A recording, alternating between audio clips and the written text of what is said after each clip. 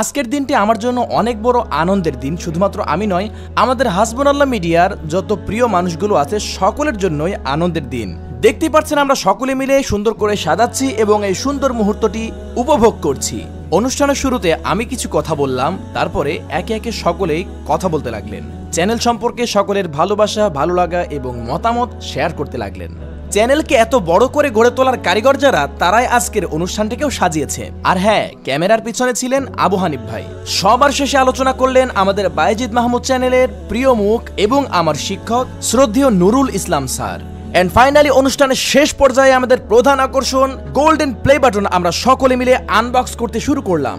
সকলকে থামিয়ে ফাইনাল কাজটা আমার দাদার হাত দিয়ে করলাম। আর এই যে আমাদের কাঙ্ক্ষিত গোল্ডেন প্লে বাটন, দীর্ঘ 3 বছর ধরে আমি এবং আমার টিম মেম্বারের পরিশ্রমের ফল এবং আপনাদের ভালোবাসা। আর আশা করি দেখে বুঝতে পারছেন সকলে কেমন খুশি, সকলের চেহারায় আনন্দের ছাপ স্পষ্টভাবে বোঝা যাচ্ছে। আলহামদুলিল্লাহ, আলহামদুলিল্লাহ।